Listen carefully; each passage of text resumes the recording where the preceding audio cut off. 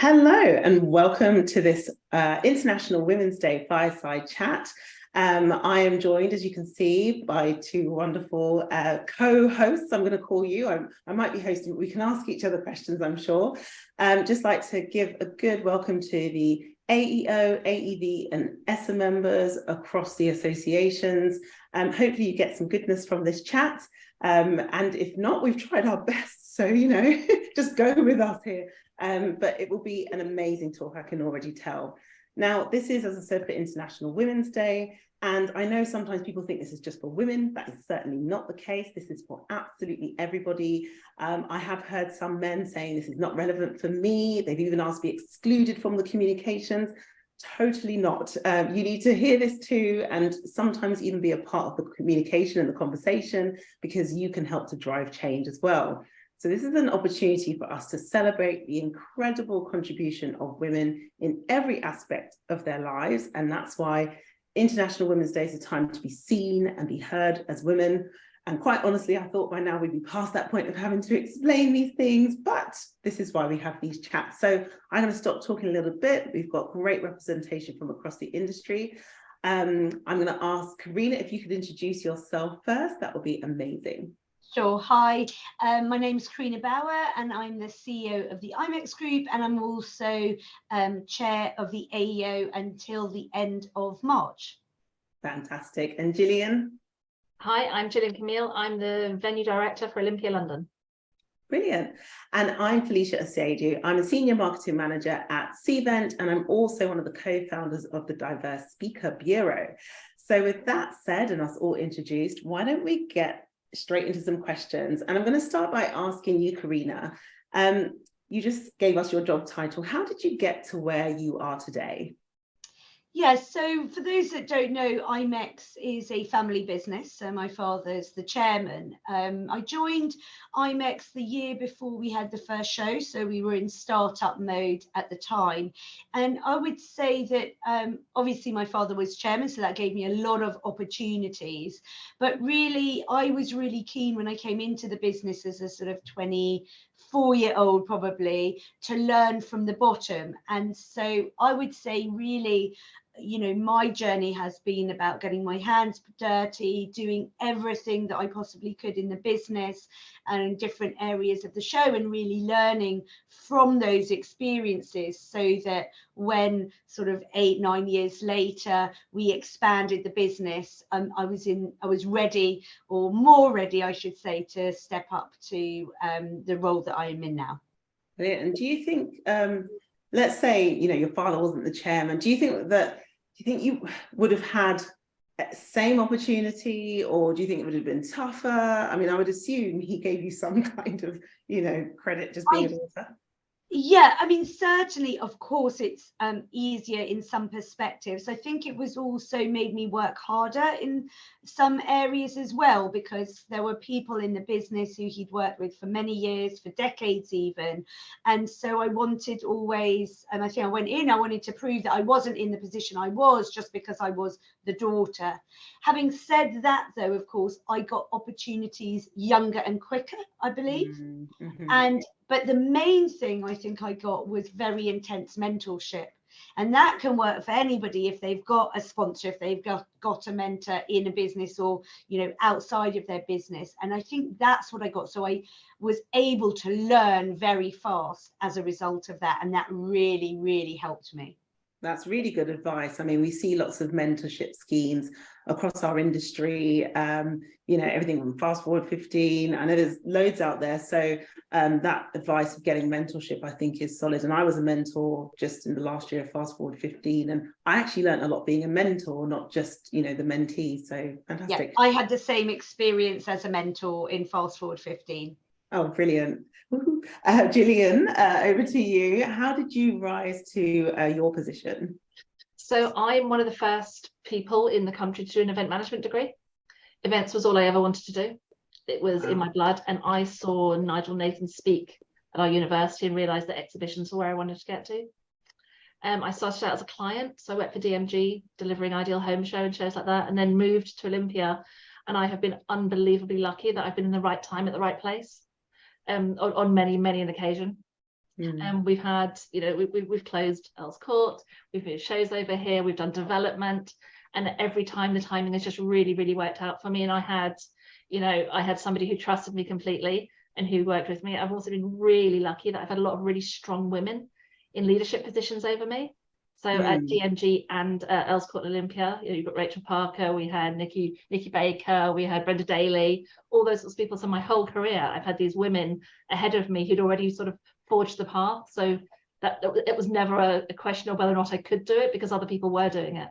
Yeah, absolutely. I mean, the two things you've said there, which tie into that mentorship thing we spoke about just now, is, you know, knowing what you wanted to do early. I don't find that happens quite often in the events industry, but having someone come into your university, talk to you and give you that vision of what it could be seems to have had quite an impact. And then having those women giving you that further vision of what could happen just sounds phenomenal. I was really lucky, you know, I really was. And the fact that I worked closely with Nigel for 20 years as well, just kind of worked out in a way that I couldn't have dreamt, actually. But it's hard work, and you know, it's been hard work every step of the way, and it takes dedication, and it takes, you know, as Karina said, you start at the bottom, and you know, you start stuffing bags on day one, and at the end of it, you somehow find yourself in charge. Yeah, no, I totally understand. I think my rise has been right place, right time sometimes, but also right move, like knowing when to jump ship. I've found myself in very tricky situations where I've interviewed internally for roles and been told, well, you're too young. And I was like, that doesn't sound right. So I left. I've been in roles where I've been one of the only women on the team in a sales, male-driven environment. And I just kind of went with it, but I also allowed and enabled some of the male kind of testosterone to just be, because I thought that's just how I have to be. And it's taken me years to get to the point where I realized that's just not how I have to be. I can still be as feminine and as, you know, female as I want to be, and I don't have to join in with that kind of male environment. So I'd ask you, as a senior leaders like myself, how have you navigated, have you been in those male-only environments? Have you found yourself where I am the only female in maybe a boardroom situation, and I'm, you know, having to speak up and speak out? Gillian, I'll start with you this time. We're very, very lucky here. You know, at Olympia London, we've always had a really strong female representation. 3 of the 5 board members were female. Now it's 4 of the 5. It's unbelievably strong. But we do have it in that we've got a lot of construction on site. So I often find myself in rooms full of builders and surveyors and things like that, and making sure that your voice is heard. I think for me, it's just about knowing your subject matter. You know, take everything else out of it and make sure that you know what you're talking about, and make sure that you're clear and concise. Yeah, absolutely. And Karina, what about you? Yeah, so first of all, just want to say, because I heard both of you say, you know, right place, right time, I was incredibly lucky, but actually you also said how hard you had to work. And I think we create our own luck as well in those situations. And I think, of course, there's always some serendipity and luck involved in life. But I think as well, you know, if you work hard and you're confident in yourself, you can create your own luck as well. So I just wanted to say that. But I think for me, obviously, in our business, we are as well a very balanced team. So within the business, I haven't found that so much. But within the industry as a whole, I've certainly been in situations and boardrooms where it's either been all men or very largely dominated by men. I generally find that the men in our industry really want to do the right thing, and they want to be inclusive. But of course, we as men and women, we often communicate quite differently. And I think so awareness of their own communication style versus a women's communication style would just have helped some of those situations. I don't think that it was deliberate, but I think I've certainly been in situations where I've thought, how am I going to get my point across and get my thought across? I've also been in situations where women in the room have spoken up, maybe more senior women to me at the time, and said, oh, Karina, I think you had a point. Did you want to come in? So, you know, we need to help each other with that as well. But I would say it's about self-awareness and education on both sides will help those situations, because often they are not deliberate. And even from a social perspective, sometimes, you know, you gravitate to men or you gravitate to women because you've got common interests. And so, you know, if the men are in a corner of the room talking about sports and the women in the corner of the room talking about, you know, whatever else it is, that's a natural environment. But I think we have to be aware that those different common interests sometimes can lead to those separations. So again, it's about self-awareness and how hard are we all working to be inclusive in that moment.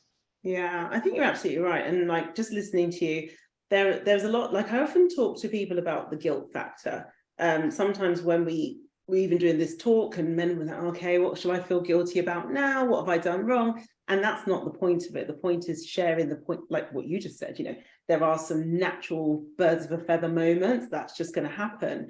I think what can be sometimes challenging for some women in their environments is that birds of a feather moment melds into work, and it melds into, you know, we'll just have this conversation. And like you said, you almost need other allies to bring you back into the conversation that is now about business, because you somehow went from sports to business and you still left me out of it. Exactly. But those moments sort of before the board meeting starts or after the board meeting or in the coffee break, that's when you develop your relationship with someone, which leads to the business being easier. And I think that's what's difficult for women going into male environments or for men going to female environments, because the conversation is very, very different. And so it's much harder to build some of those relationships unless you've got those common social connections. Yeah, absolutely. And I know you wrote a paper on the glass ceiling, or I was told you wrote a so could you explain a bit about that glass ceiling? Yeah, so it's not that I wrote a paper, but we have a program at IMEX called She Means Business, where we deliberately raise up and bring to the fore different topics around equality and female leadership and empowerment. And we've done a number of surveys with our media partner to just sort of see. And we did one survey, I think it was 2017, and then we did another one last year to just see how people in the industry, men and women, are feeling about this issue, whether they've experienced discrimination at work and all of those things. So, I mean, I think the glass ceiling itself is probably well understood as a term by people. Whether it's actually there or not, I think is out for debate. Again, I don't think there's a deliberate glass ceiling, but I think there are many things in the workplace that are quite ingrained that lead to often a bit of a ceiling. And that could even be, you know, whether people have had mentorship or whether they've seen women like Gillian has in senior positions that they could aspire to. Just things like that can lead to maybe a lack of vision of what you could achieve. So we haven't found that there's necessarily absolutely a deliberate glass ceiling, but what we found in those surveys is that whilst around 70% of the business events industry, and this is globally, is female, only about 25% of the leadership positions are taken by females. So there is an issue going on there for sure. And Gillian, is that something you see? Do you see that glass ceiling in your world? I don't necessarily. I think Korea's right. I don't necessarily think the glass ceiling is the way it was, but I think the disproportionate way that men are in those senior positions is quite telling. You know, from a straight numbers point of view, there are so many more women in our business than there are men. Yet when you get to, as Corinne's just said, you know, when you get to that boardroom or when you get to those sort of C-suite executive people, majority are men, and we have to see what we can do to help that. And what we can do to make that better. And I think there's a real thing about confidence and about imposter syndrome there, where quite a lot of women don't necessarily have the self-belief that they are capable, or that they'll be taken seriously, or that they are considered suitable for that role. And be that about, you know, knowing your worth and mentoring and having some coaching and training and education. And I don't strictly mean go and get a master's or an MBA. Sometimes it's just know your subjects.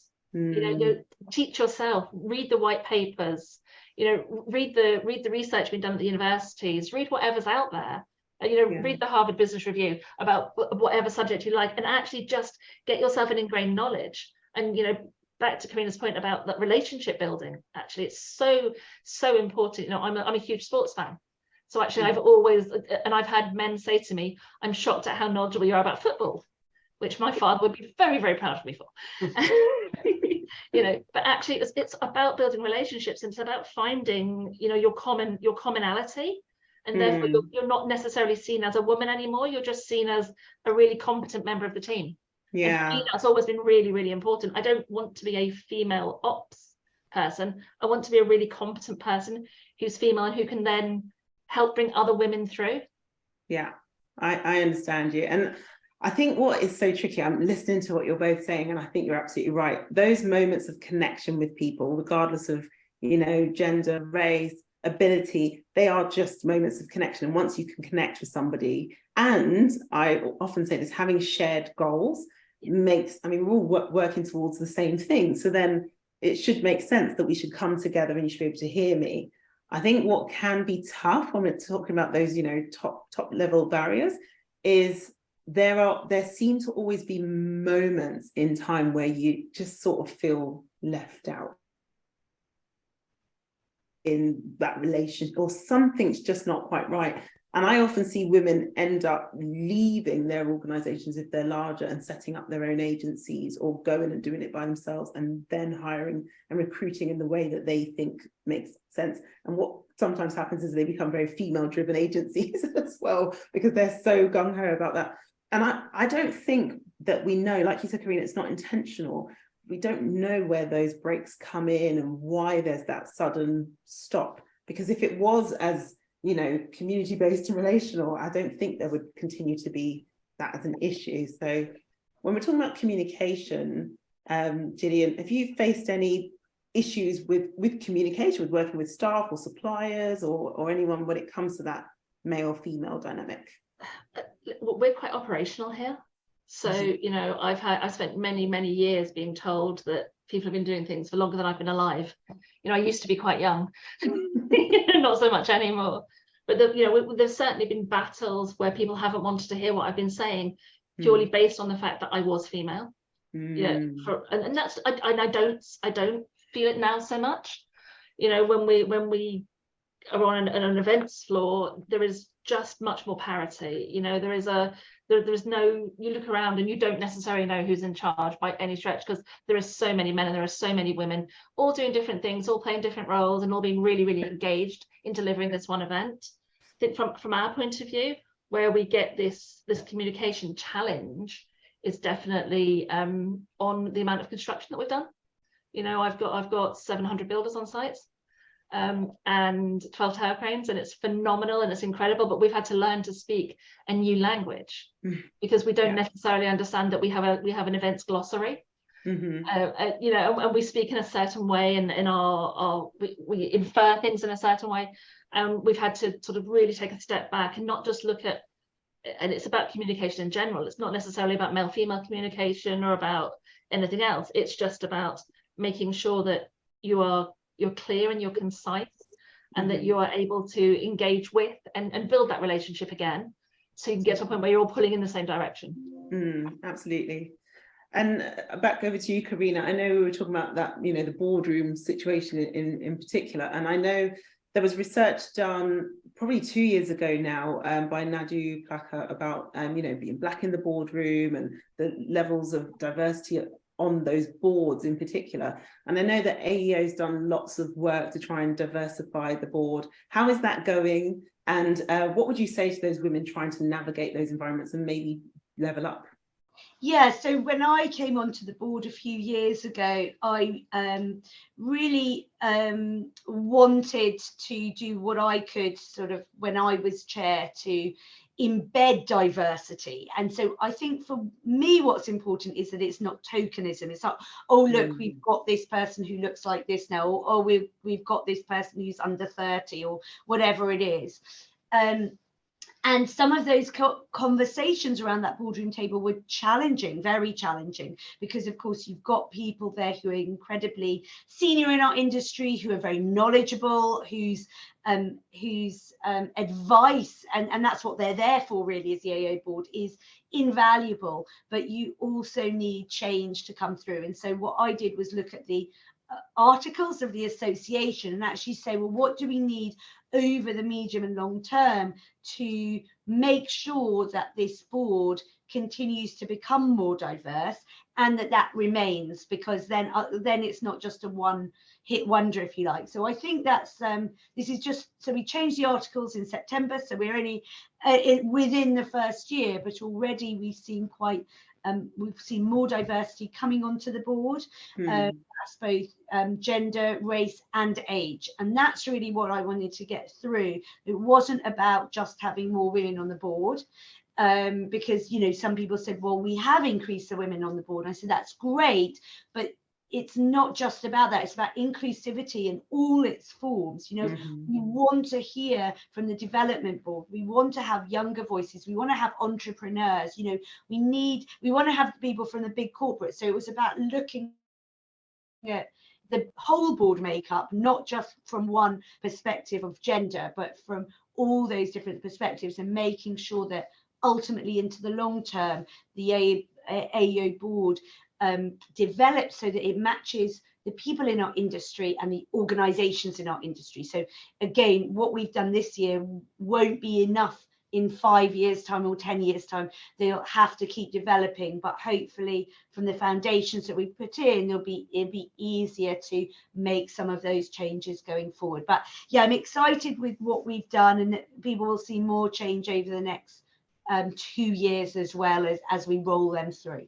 Yeah, I love that. I love the fact that you're looking long term, because even myself, I guess, I only joined the industry, if we're calling it this, 4 years ago. I've been in sales and marketing for as long as I've been working, and in my marketing and sales roles, been at exhibitions, trade shows, taken the stand to Amsterdam, set it up, done the whole thing. Just didn't realize I was in something called the events industry, right? Yeah. So within that, I think what has been a revelation to me is I'm newish, I guess 4 years in, still fairly newish like that. And the kind of double whammies that hit you there are, you said there are all these knowledgeable people that have been in the industry a very long time. So I was thinking, how am I going to transition? It's a new industry. I come with a lot of experience, but not necessarily ready to join a board. But what would get me to join a board? When do I?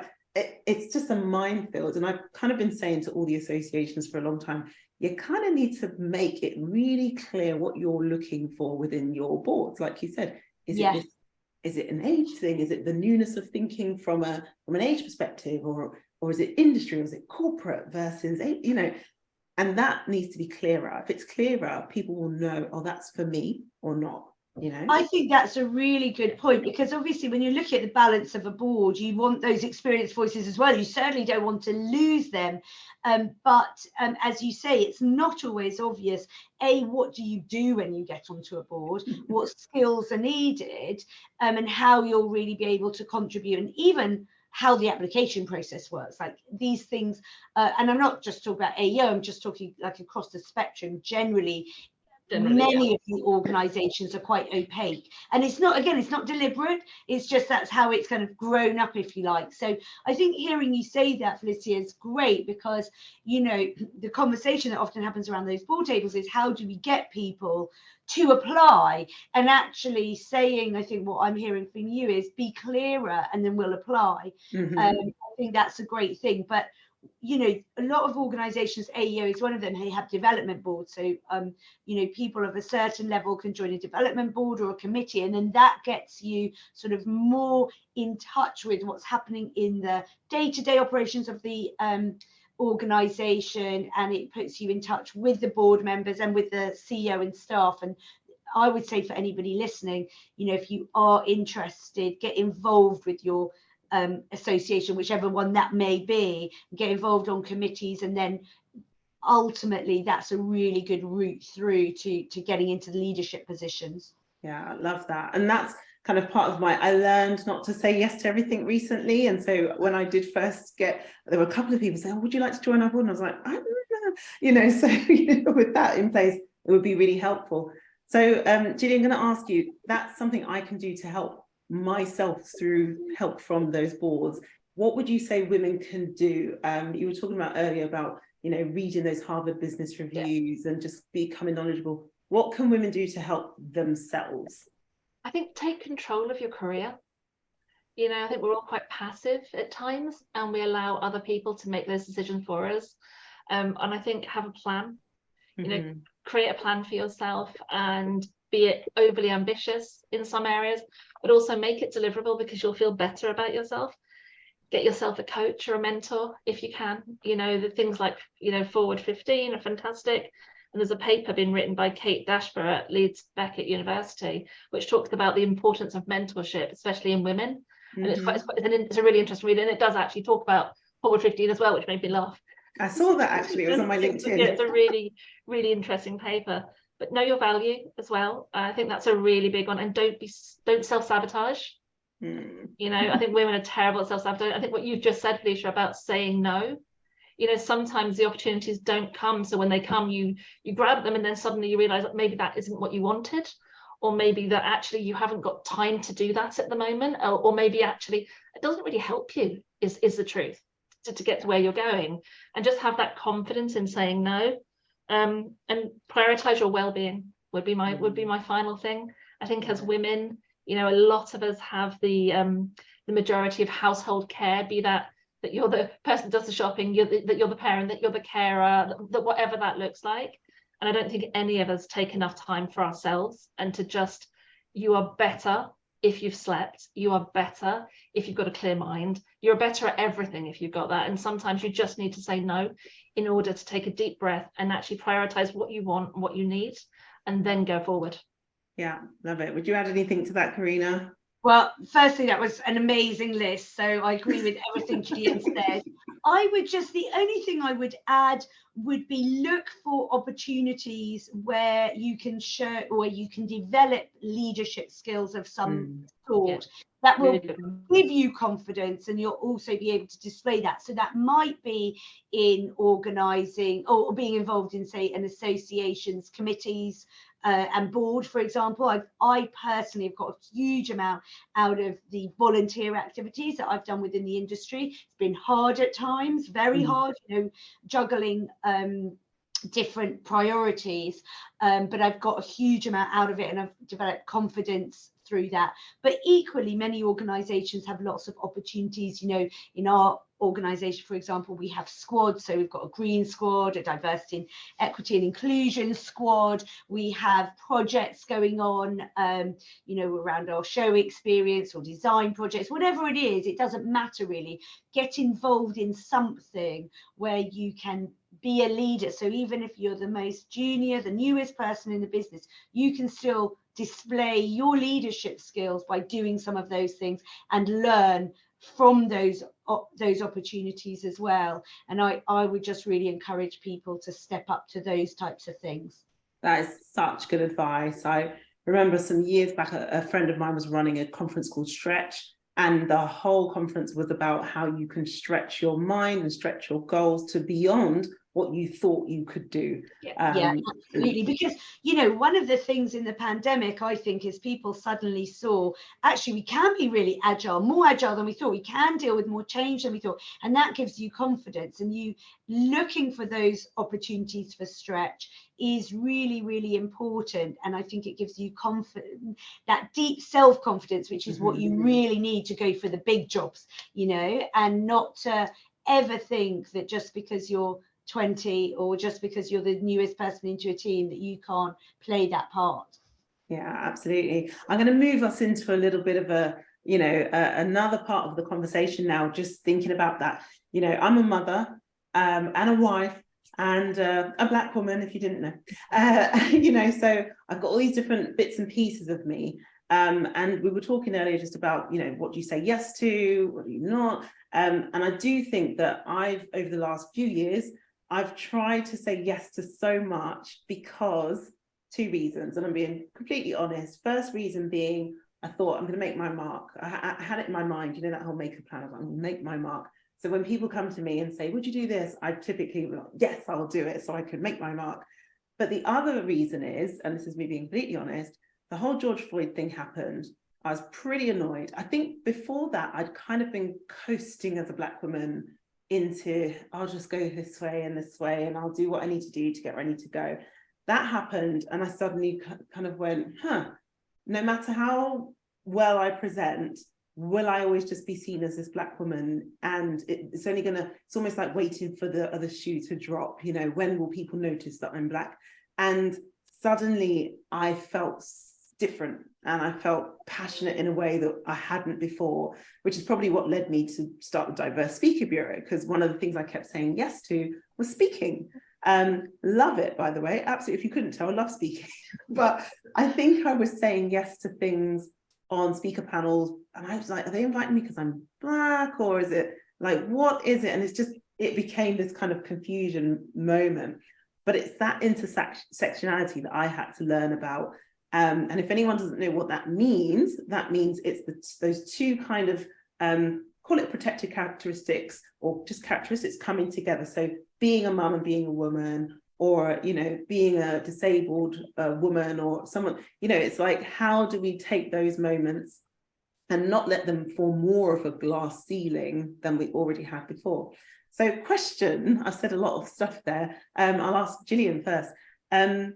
How do you think that kind of intersectionality affects women beyond being a woman? What do you think the effect is for women that are working moms, or, you know, disabled women trying to navigate in our industry?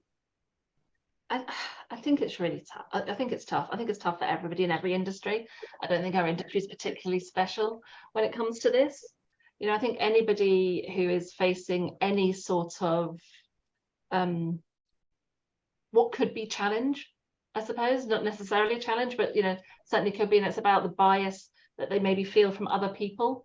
And I think the only way we can really get around that is to do to have some real allyship, and to do some real, you know, really get out there, really tell our story. I think storytelling is really, really important when it comes to this, so people can understand and people can recognize and people can sort of become aware. And I think we need to really, going forward, I think we need to look massively at who we are recruiting and how we are recruiting, just to make sure that we've got that, so the bias is almost cut out at recruitment stage, so that the group of people that we're dealing with is really diverse and is really inclusive, and that the businesses know exactly what they're going for and what they're going to. Yeah, no, good advice. And Karina, like I said, you know, there's all those different intersectionalities. We've been talking recently about sort of, can I call it class? I don't know, but backgrounds. Like, for example, I think Stephen hates when I say this, but we have hiring policies, and sometimes those include educational backgrounds, we'll say. And I wanted to hire someone onto my team, maybe didn't have that educational background. And I absolutely fought tooth and nail. I was like, this person's going to be phenomenal, let me tell you. And that person has proven to be phenomenal.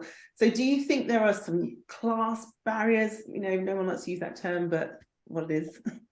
I think certainly the minute that you have those educational necessities, and sometimes it is necessity, depends on the role, and that certainly in the UK anyway, I can't speak for some other countries, but can lead to what might seem like class barriers. I mean, I would hope less so in this day and age, but I think reality is probably still is to a degree.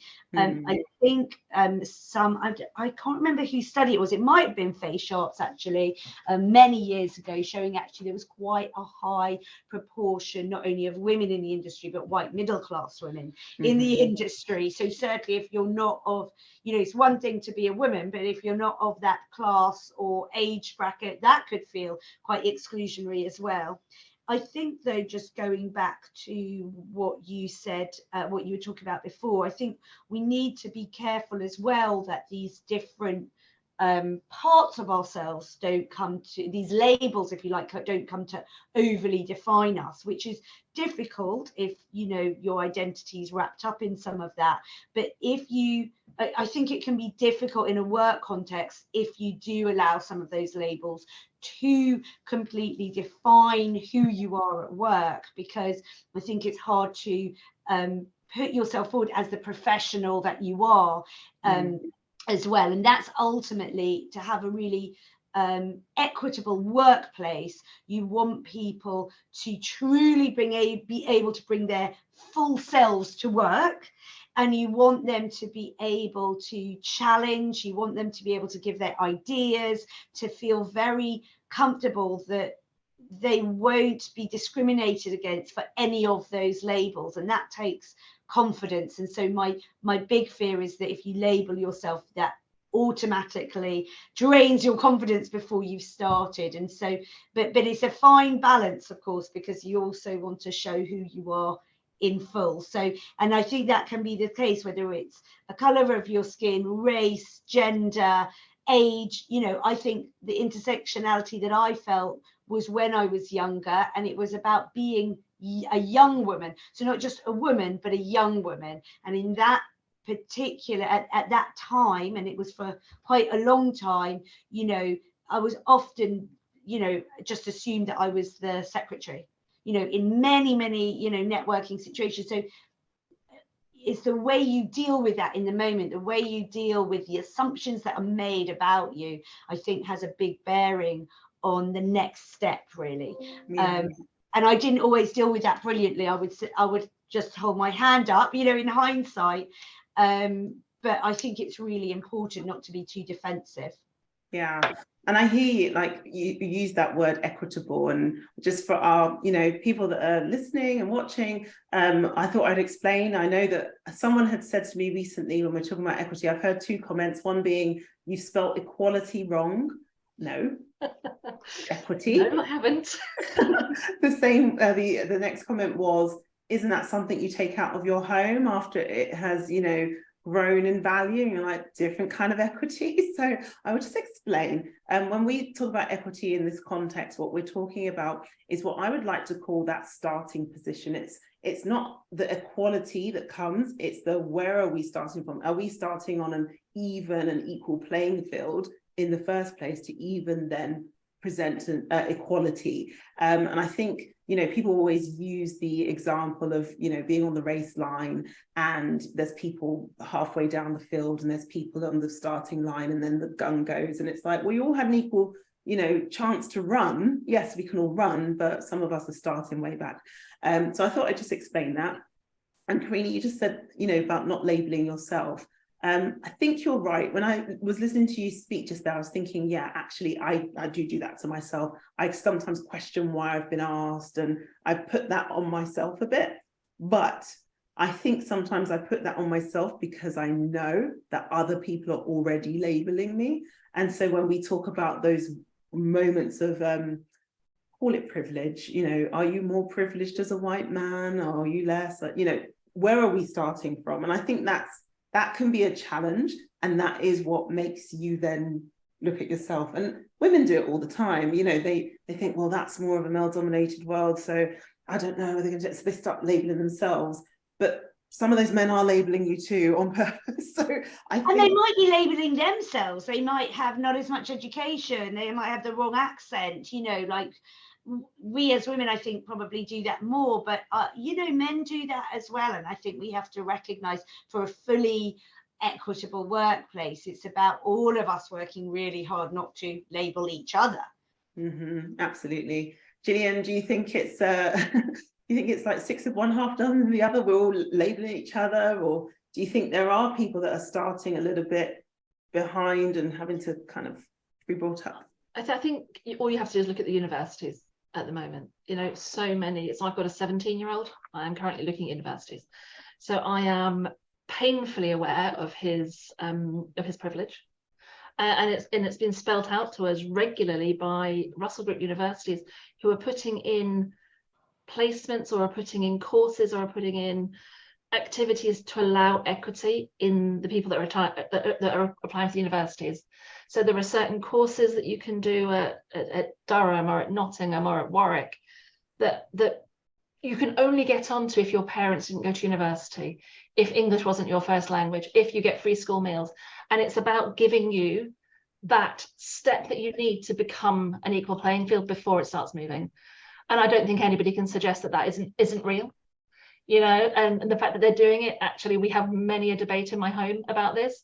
My 17-year-old thinks it's unfair. Yeah. Somebody else gets us. And course. I don't think that where you were born or your parents' education should have any impact on your ability to be a massively successful individual, and whatever can be done to help to make that an equal playing field is exactly what should be happening. So Yeah. so I totally understand what everyone's saying, but I do think it's a thing, and Yeah. and I think that everybody is starting to deal with it now, actually, and deal with it in a really appropriate way. You know, it's not, you know, it's not fair sounds like a bit whiny, but actually some people it's just not fair. Yeah. You know, it isn't, and you shouldn't just be able to have everything you want in life because you went to a certain school, or because your parents had a degree, or because you live in that postcode. Yeah. You know, it should be, or because of any other reason, you know, that gives you that means that equity isn't quite there as a starting position. And I think that's where the bias comes in. You know, I think the point you made about going for somebody and employing somebody and fighting for somebody without the necessary qualifications, you created that equity for that person. And that's what, you know, you did that, you know, and you should absolutely take that and applaud yourself, because just because somebody hasn't had the opportunities beforehand doesn't mean they're not going to be an absolute superstar. Yeah, but I love that. I love that example of university.